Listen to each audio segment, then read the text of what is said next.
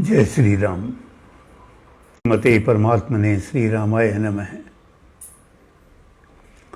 सर्वप्रथम सद्गुरु सत्यानंद जी महाराज के चरणों में कोटि कोटि वंदन। श्री हंसराज जी भगत, उनको प्रणाम करता हूँ। प्रणाम करता हूँ डॉक्टर विश्वामित्र जी को और डॉक्टर गौतम सर, जिनकी प्रेरणा और आदर्श और आदेश से ये कार्यक्रम हो रहा है।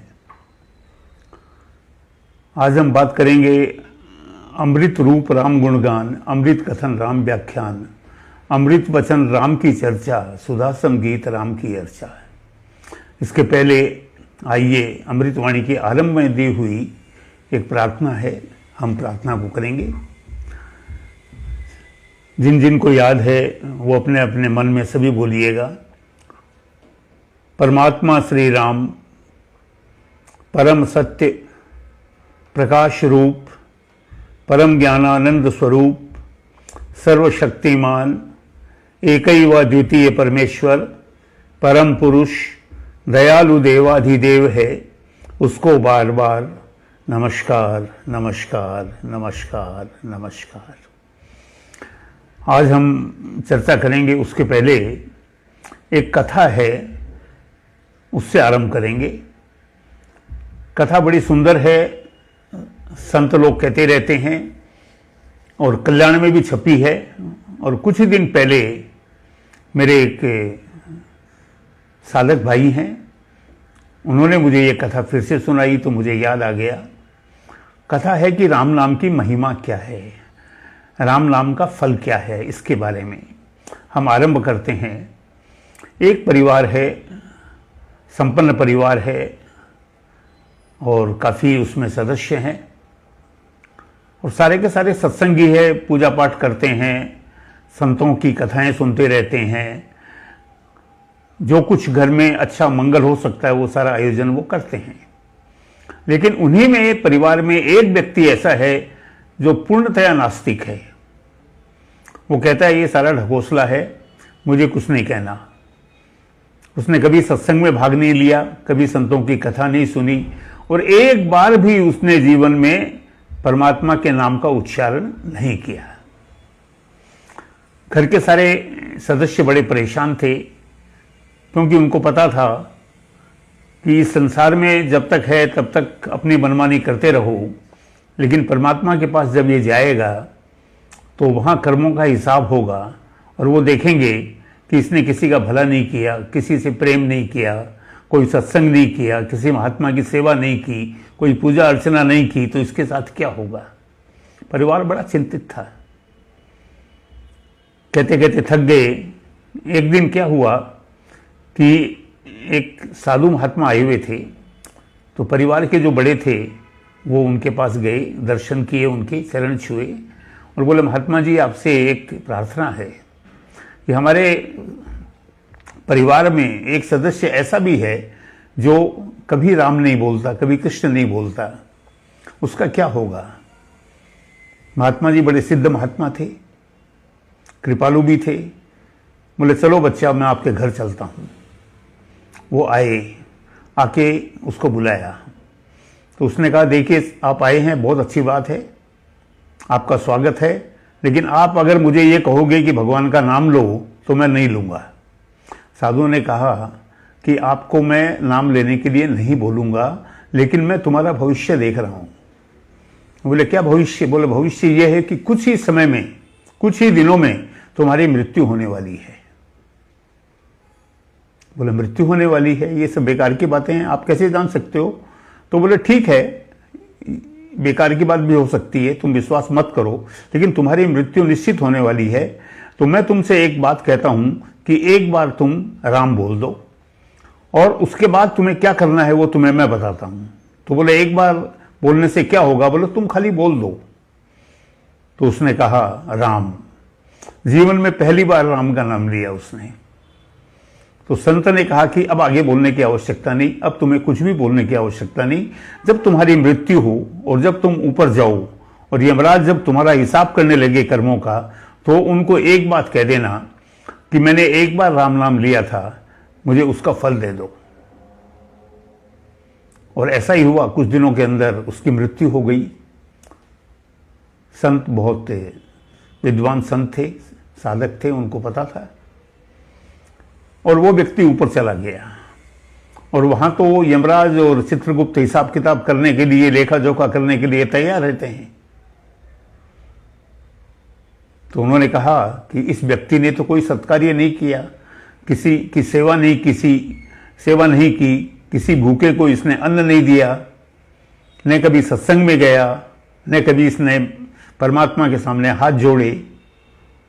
ऐसे व्यक्ति को क्या करोगे? बोले सब इसके खाते के अंदर पाप ही पाप हैं, कोई सत्कर्म है ही नहीं।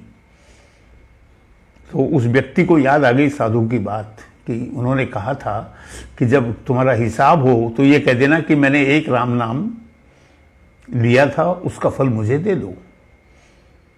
तो उसने यही कहा कि हे यमराज जी, आप अपना हिसाब किताब करते रहिएगा, लेकिन एक मेरे प्रश्न सुन लीजिए। मेरा प्रश्न है, उसका आप जवाब दीजिए।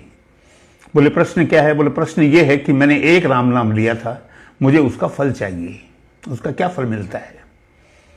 अब तो यमराज भी चौंक गए। चित्रगुप्त ने भी कहा कि हमारे इसमें ऐसा कुछ भी नहीं है, इसका क्या फल होना चाहिए? तो बोले क्या किया जाए? बोले ये तो ब्रह्मा जी जानते हैं, उन्होंने ही सारा विधान लिखा है, कर्मों का लेखा जोखा तो सारा उन्हीं के अनुसार हो रहा है, तो हम क्या करें? तो यमराज जी ने कहा कि भाई उनके पास जाके उनको पूछना पड़ेगा। तो बोले चलो ब्रह्मा जी के पास चलते हैं। बोला आप ले चलिए, मुझे क्या पता, मैं तो धरती से आया हूं। और यमराज उसको ले गए साहब।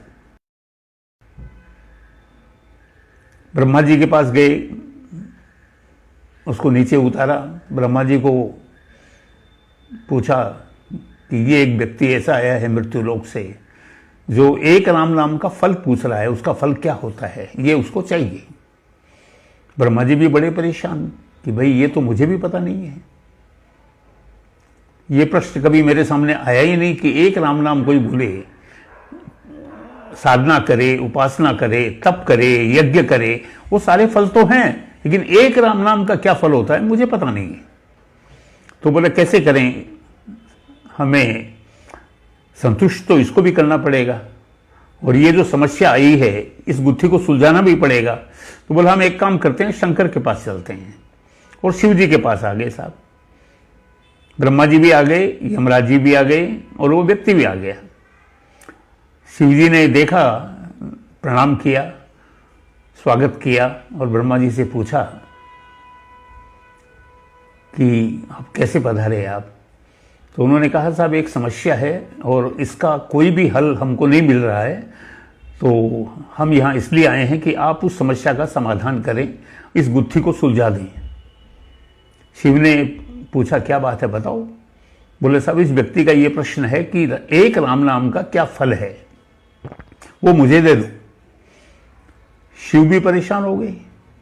अरे भाई पूरी रामायण उन्होंने सुनाई, पूरी रामायण पार्वती जी को सुनाई, हृदय में हमेशा राम रहते हैं, पर एक राम नाम का फल तो बोले भाई मुझे भी नहीं मालूम। तो बोले कैसे करें? बोले चलो वहीं चलते हैं जिनका नाम है। और वहां चले गए वो विष्णु जी के पास। अब हमारे विष्णु जी कौन है? देखिए दो पूर्ण अवतार हुए हैं, एक रामावतार त्रेता युग में और दूसरा कृष्ण अवतार द्वापर युग में। दोनों के दोनों ये विष्णु स्वयं पधारे थे। तो बोला भाई अब राम नाम का फल क्या मिलता है, ये राम से ही पूछते हैं। तो राम जी हंसने लगे, हमारे विष्णु जी हंसने लगे। तो बोले भाई आप हंस क्यों रहे हो प्रभु? बोले इससे बड़ा फल और क्या हो सकता है एक राम नाम का, कि यमराज स्वयं आए हैं इसको लेके, फिर ब्रह्मा जी लेके आए हैं, फिर शिव जी आप स्वयं पधारे हो। बोले ब्रह्मा विष्णु महेश तीनों के दर्शन जिस व्यक्ति को एक राम नाम बोलने से हो गए, उससे बड़ा फल क्या चाहिए? यह राम नाम की महिमा है। और दूसरे शब्दों में कहूं, अध्यात्मवाद में अगर मैं उसको लेके जाता हूं तो ब्रह्मा जी ज्ञान है, ब्रह्मा जी के दर्शन हो गए। शिव वैराग्य है, वैराग्य की प्राप्ति हो गई। और विष्णु भक्ति है। तो ज्ञान, वैराग्य और भक्ति तीनों की प्राप्ति एक राम नाम लेने से होती है, उसका यह फल है।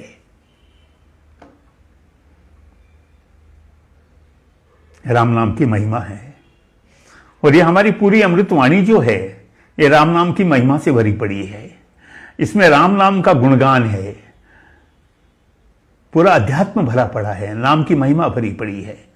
हमने पिछले सप्ताह किया था अमृतवाणी नाम उच्चारण और आज हम उसके अगले दोहे पे आते हैं, अमृत रूप राम गुणगान, अमृत कथन राम व्याख्यान, अमृत वचन राम की चर्चा, सुधा सम गीत राम की अर्चा। अब देखिए यहां बड़ी विचित्र स्थिति है। निराकार राम की उपासना है, अमृतवाणी के अंदर साकार राम की उपासना नहीं है, निराकार राम की उपासना है। और निराकार राम की उपासना में रूप कहां से आ गया? पर सत्यानंद जी महाराज जब कहते हैं तो इसका कोई सार तो है। अब रूप कैसे आता है कि हम जब निराकार की, यानी हमको यह नहीं सोचना है कि हम निराकार की साधना कर रहे हैं, लेकिन हम राम राम जब जपते हैं वो हमारे अवचेतन मन तक जाता है, सबकॉन्शियस तक जाता है और हमारा पूरा रोम रोम जो है उसमें फैल जाता है। और उस समय क्या होता है, जो भी हमारे मन में कल्पना होती है, जैसी भी इष्ट के प्रति कल्पना होती है, वैसा ही रूप हमारे सामने साक्षात हो जाता है। जैसे स्वामी जी जप रहे थे डलहौजी में, अभी कुछ ही दिनों पहले की बात है, गुरु पूर्णिमा के दिन स्वामी जी को साक्षात्कार हुआ था। वैसे तारीख के हिसाब से 7 जुलाई है, लेकिन गुरु पूर्णिमा के दिन 4:25 पर स्वामी जी को साक्षात्कार हुआ था और शायद इसीलिए शब्द दिया है अमृत रूप राम गुणगान। स्वामी जी खोए हुए थे राम की लीला में खोए हुए थे, उनके स्वभाव में खोए हुए थे। और क्या हुआ, कैसा दर्शन हुआ उनको? ज्योतिर्मय जगदीश है तेजोमय अपार, परम पुरुष पावन परम तुझको हो नमस्कार। ज्योति के रूप में दर्शन हुए, नाद सुनाई दिया चारों तरफ, राम राम का जो मधुर नाद है वो पूरा उनको सुनाई दिया। हमारे डॉक्टर गौतम सर तो कहते हैं कि अगर संसार का सबसे कोई मधुर संगीत है तो वो राम है, वो राम का नाद है। तो अमृत रूप राम गुणखान, राम गुणगान। अब ये अमृत रूप कैसे दिखाई दिया? कि राम के गुणों का वर्णन करने से। और राम के गुण क्या हैं? तो यहां गुण के 2 अर्थ हैं। एक तो हम विशेषताएं बताते हैं कि उन्होंने जैसे साकार रूप में देखे तो क्या क्या लीलाएं की, वो गुण हो गए। लेकिन यहां लीला का यहां अर्थ है, गुण का अर्थ है, एक होता है जाति और जाति का मतलब होता है स्वभाव। तो राम का स्वभाव कैसा है? राम का स्वभाव है बड़े दयालु हैं, करुणानिधि हैं, कृपालु हैं, मोक्ष को देने वाले हैं, भक्ति को देने वाले हैं, वैराग्य को देने वाले हैं। यानी जिस जिस चीज की कामना एक व्यक्ति, एक साधक अपने जीवन में करता है, वो सब कुछ देने वाले राम हैं। और इसी भावना से अगर हम राम का चिंतन करें कि मुझे भी भक्ति मिलेगी, मुझे भी मुक्ति मिलेगी, मुझे भी वैराग्य मिलेगा। भगवान बुद्ध ने क्या किया था? संसार के दुखों से तंग आके उन्होंने भी तो साधना ही की ना, उनको भी ज्ञान प्राप्त हुआ ना। तो जितने भी ऋषि मुनि हैं सबने नाम की साधना की है। कोई तो बेस करना पड़ेगा और उसका जो रूप है वो यही रूप है। और अगर हम साकार में जाएं तो वहां भी कुछ गलत नहीं है। क्यों? कि हमारी अपनी कल्पना ही साकार रूप ले लेती है। इसके अलावा हमारा जो वाङ्मय है सनातन धर्म में, हमारी जो सांस्कृतिक धरोहर है, उसमें यह वर्णन है कि वही प्रभु अवतार लेके आता है। और जैसा मैंने वर्णन किया, राम अवतार और कृष्ण अवतार। तो अगर हम राम की लीला का गुणगान भी करें, उनका भी मनन करें, उसके बारे में भी अगर हम नाम जपते समय विचार करें, तो हमारे सामने राम प्रकट हो जाएंगे। और जो कल्पना होगी उस कल्पना में वो उसी रूप में आकर हमारे सामने आ जाएंगे। नीलांबुज श्यामल कोमलांगम सीता समारोपित वाम भागम पाणो महासायक चारु चापम नमामि रामम रघुवंशनाथम। इस रूप में भी आ जाएंगे। इस रूप में मनु और शत्रुपा उनके सामने आए थे, वो भी मंत्र जाप कर रहे थे, उनके मन में कोई कल्पना भी नहीं थी, लेकिन आ गए। कहीं न कहीं सूक्ष्म वृत्ति कहीं ऐसी होगी कि परमात्मा के उस सबसे सुंदरतम रूप को देखूं, और वो रूप सामने आ गया। तो ये गुणगान है व्यक्ति का जो स्वभाव है। तो इस नाम का जो स्वभाव है वो हमको सब कुछ देने वाला है। इसलिए अमृत रूप राम गुणगान, अमृत कथन राम व्याख्यान। अब ये कथन शब्द जो है ये क्या होता है? कथन, कोई बात हम किसी को कहते हैं, कोई उपदेशात्मक बात जब कहते हैं तो आगे इन्होंने शब्द दिया है व्याख्यान। व्याख्यान हम जब बात करते हैं उसको व्याख्यान नहीं बोलते, लेकिन अगर हम किसी प्रश्न पे उसका उत्तर देते हैं, उसको डिटेल में बताते हैं तो उसको व्याख्यान कहते हैं। इंग्लिश में हम कहेंगे तो लेक्चर है। तो यहां स्वामी जी ने बड़ी सुंदर बात कही है कि हमारा सांसारिक जीवन है, सांसारिक जीवन में हमें 50 काम करने पड़ते हैं, लेकिन आप जहां भी जाते हो वहां आपकी सोच सकारात्मक होनी चाहिए, पॉजिटिव होनी चाहिए। और ये पॉजिटिविटी लाने के लिए हमारा जो भी हमारे मुख से शब्द निकले वो रस से उत्प्रोत हो, उसमें कहीं कोई नकारात्मकता नहीं हो, कोई दोष नहीं हो। जैसे आप देखिए, बड़ी सुंदर बात है,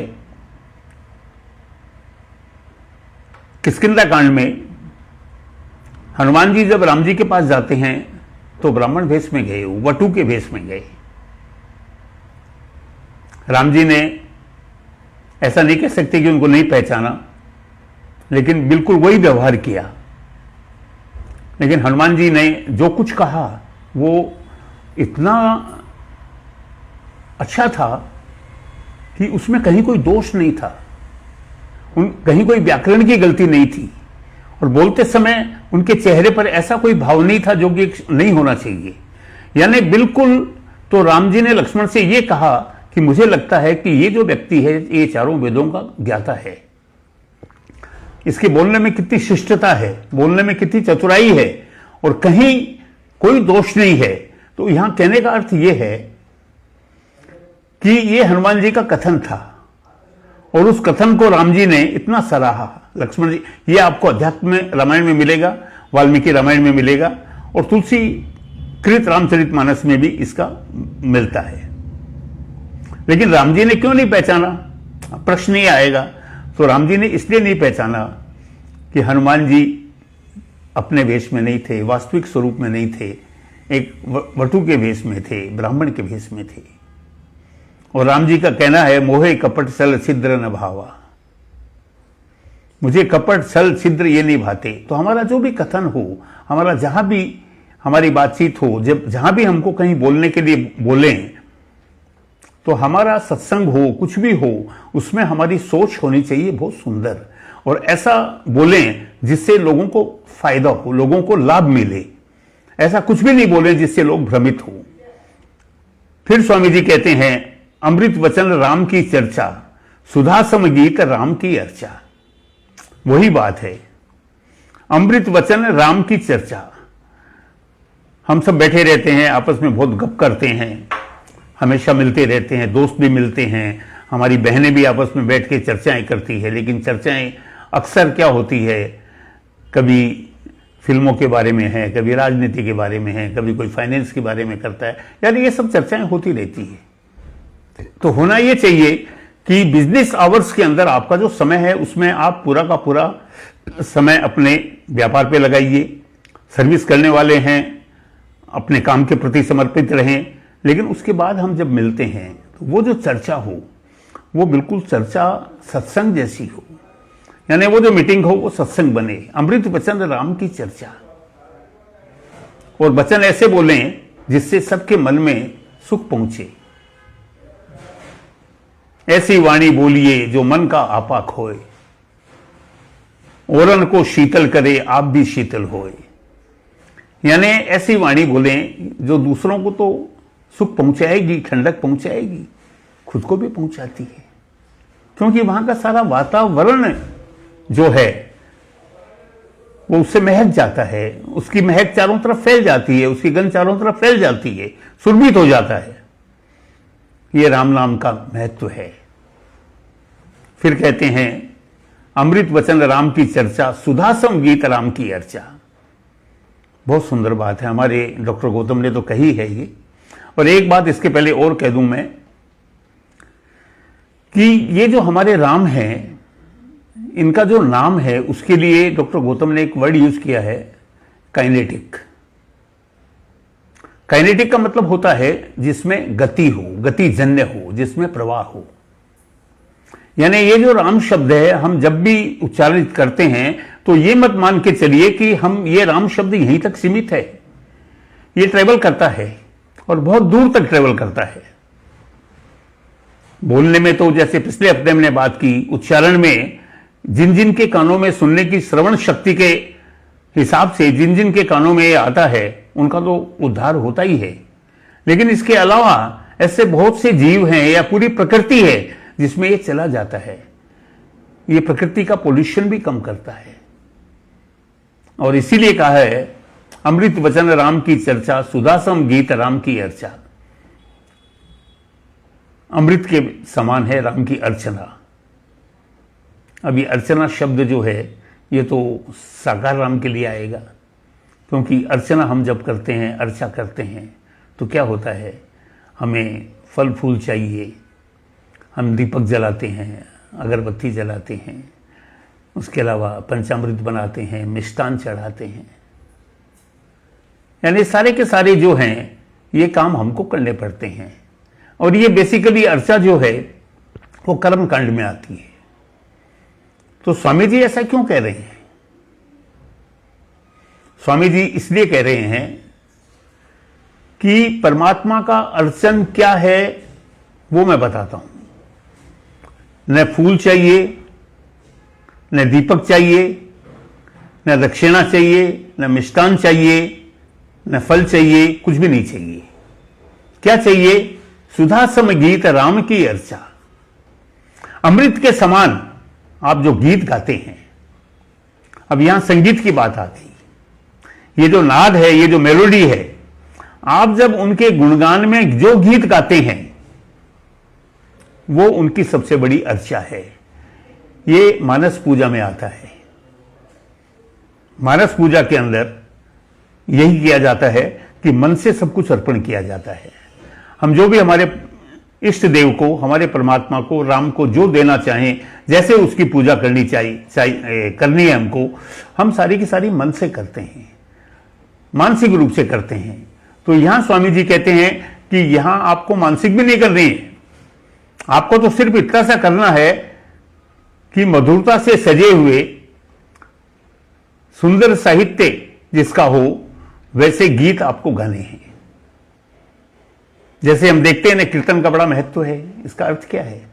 हरे कृष्ण कृष्ण कृष्ण हरे हरे, हरे राम राम राम हरे हरे, श्री राम जय जय राम। इसी प्रकार जब भजन गाते हैं, मीरा जी तो तर गई भजन गा गा के और कन्हैया को सामने आना पड़ा। ऐसे ही शबरी तरी। तो वो कहते हैं कि जो भी भजन हम गाएं वो मीठे भजन, उनके गुणगान उसमें हो। जैसे एक बड़ा सुंदर भजन है, प्रेम मुदित मन से कहो राम राम राम। मन में इतना प्रेम हो कि छलकने लगे। और छलकने कैसा लगे कि चारों तरफ ऐसा लगे कि राम ही राम हो गया। हर व्यक्ति तन्मय हो जाए, सबकी आंखें बंद हो जाए और उस वक्त एक तरह से नशे में चला जाए, एक तंद्रा में चला जाए, ट्रांस में चला जाए, ऐसी स्थिति। तो वो गीत हम जब गाते हैं तो होता क्या है वास्तविक कि वो स्वांतः सुख है। हम अपने सुख के लिए गाते हैं क्योंकि हम राम को रिझा रहे हैं और राम हमारे अंदर बैठा हुआ है, अंतरात्मा में स्थित है। तो हम अपने अंतर को रिझा रहे हैं और हमारा अंतर जब रिझ गया तो चारों तरफ आनंद ही आनंद है। फिर तो ब्रह्मानंद की प्राप्ति हो जाती है और उसमें खो जाते हैं। चैतन्य महाप्रभु की अगर चैतन्य चरितावली आप पढ़ेंगे तो बड़ा सुंदर वर्णन है उसमें। वो हर वक्त नाम में इतना लीन रहते थे, राम और कृष्ण में, कि उन्हें इसके अलावा कुछ दिखाई नहीं देता था और सुंदर सुंदर गीत गाते थे। एक बार का किस्सा है, मुझे चैतन्य चरितावली से ही मिला ही, कि वो इतने मग्न थे राम में और उसके रूप में। रूप बोले तो उनके मन में जो रूप था वो था श्याम। श्याम जो रंग होता है वो काला और नीला जब दोनों मिलते हैं उस रंग को, उस कॉम्बिनेशन को श्याम कहते हैं। तो राम को भी श्याम कहा है, नील नीरधर श्याम, और कृष्ण हमारे श्याम है ही। तो उन्होंने समुद्र को देखा पुरी के अंदर, उनको श्याम रंग दिखाई दिया, उसमें कूद गए और 3 दिन तक समुद्र से निकले नहीं। लोगों ने यह समझा, भक्तों ने यह समझा, उनके जो शिष्य थे कि आज गुरु जी गए, और 3 दिन के बाद समुद्र से निकल के आए, क्योंकि समुद्र ने उनको स्वीकार नहीं किया। जिस भाव में थे उस भाव में रहे 3 दिन और उसके बाद वापस आ गए। तो इसको कहते हैं अधिरूढ़ भाव। अधिरूढ़ का मतलब सबसे उच्च कोटि का जो भाव होता है, उच्च कोटि की जो साधना होती है, जिसमें अपने आप को खो देते हैं, अपना पता ही नहीं रहता कि मैं हूं क्या।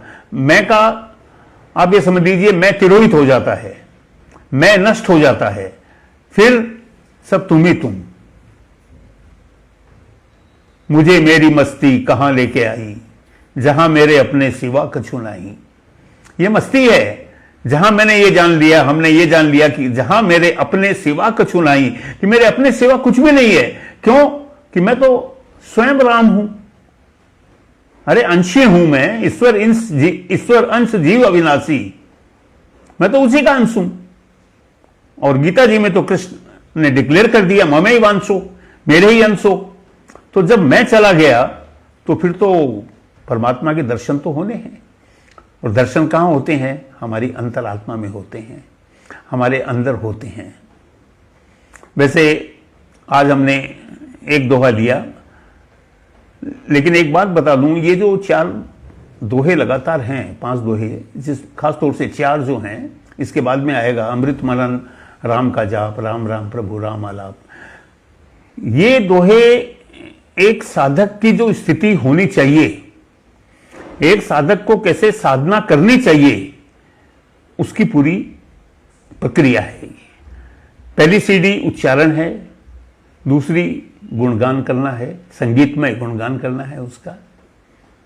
हमारी बोली जो है, हमारी वाणी जो है, उसको पवित्र रखना है। उसके बाद मनन है, फिर चिंतन है, और फिर हमारी क्या होता है, आगे आएगा अमृत रसना वही कहावे, राम राम जहां नाम सुहावे।